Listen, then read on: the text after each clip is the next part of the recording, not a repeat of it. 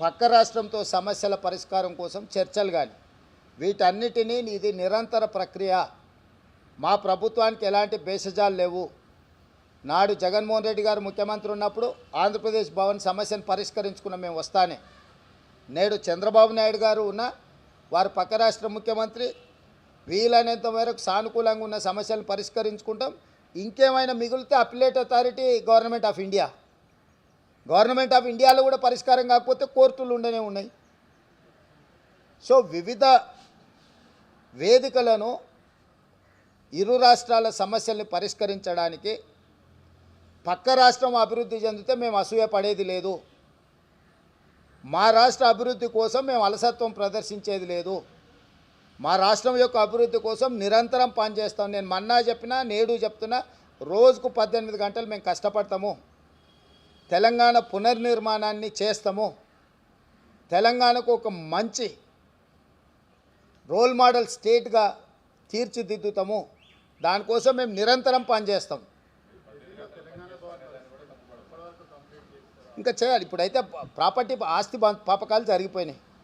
ఇక ఇప్పుడు మొన్నటి వరకు ఎన్నికలు ఉన్నాయి. ఇప్పుడు నిర్మాణాలు ఎట్లా, నిర్వహణ ఎట్లా, ఏ విధంగా ముందుకెళ్ళాలనేది చర్చించి నిర్ణయం తీసుకుంటాం.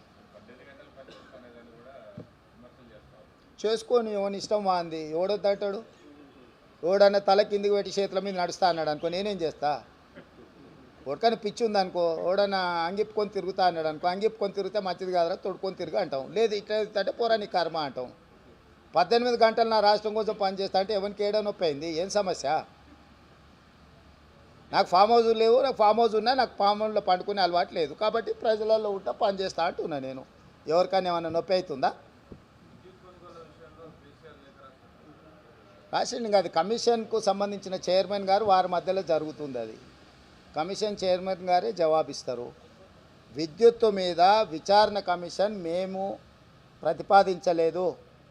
మాజీ మంత్రి జగదీశ్వర్ రెడ్డి గారు అసెంబ్లీలో విద్యుత్తు కొనుగోలు కానీ విద్యుత్తు నిర్మాణం సంస్థల నిర్మాణం యాదాద్రి భద్రాద్రి నిర్మాణానికి సంబంధించి మాజీ మంత్రి జగదీశ్వర్ రెడ్డి గారు శాసనసభలో సవాలు విసిరి ప్రభుత్వాన్ని విచారణకు ఆదేశించండి సిట్టింగ్ జడ్జి చేత అన్నాడు.